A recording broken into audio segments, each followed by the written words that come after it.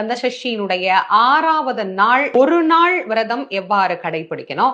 27/10/2025 திங்கட்கிழமை அன்று நமக்கு மகா கந்தசஷ்டியினுடைய 6வது நாள் சூரசம்ஹார திருநாள் அப்படிங்கறது அமைஞ்சிருக்கு. காலையில எழுந்து குளிச்சுட்டு இந்த ஒரு நாள் விரதம் இருக்கிறவங்க கூட காப்பு கட்டிக்கணுமா அப்படின்னு சில பேர் கேக்குறீங்க. அவசியம் இல்ல. ஆனா உங்களுக்கு விருப்பமா இருந்தா கட்டிக்கலாம். காலையில 6 மணிக்குள்ள தொடங்கணும்.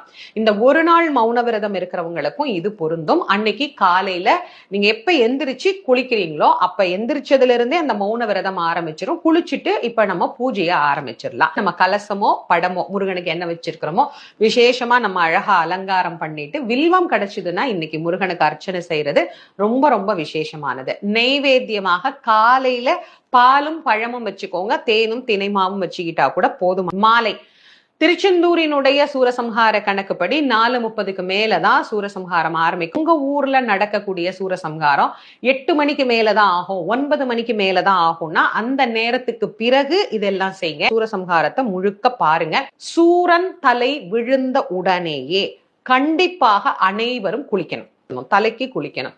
ஷட்கோண தீபம் ஏற்றி காலையிலையும் நம்ம ஷட்கோண தீபம் ஏத்துறோம், மாலையிலையுமே ஏத்துறோம். நெய்வேத்தியமாக பால், வாழைப்பழம், கொய்யாப்பழம், ஆப்பிள் என்னென்ன பழங்கள் இருக்கோ எல்லாம் வச்சுக்கலாம். 6 வகையான கலவை சாதங்கள் செய்யலாம். 6 வகையான சாதம் எல்லாம் எங்களால செய்ய முடியாதுமா, ஏதாவது ஒரே ஒரு நெய்வேத்தியம் மட்டும் பண்ணிக்கோங்க. திருப்புகழ், கந்தர் அலங்காரம், கந்தர் அனுபூதி, கந்த சஷ்டி கவசம் என்ன பாராயணம் பண்றீங்களோ தீப தூப ஆராதனை காட்டிட்டு முருகப்பெருமான்கிட்ட பிரார்த்தனை செஞ்சுக்கலாம். இந்த பிரசாதத்தை சாப்பிட்டுட்டு உங்களுடைய விரதத்தை பூர்த்தி பண்ணிக்கலாம். 6ஆம் நாள் ஒரு நாள் மட்டும் விரதம் இருக்கிறவங்க அன்னைக்கே சாப்பிட்டு விரதத்தை பூர்த்தி பண்ணிக்கோங்க. காப்பு கட்டினவங்க காப்பை கழட்டிக்கோங்க.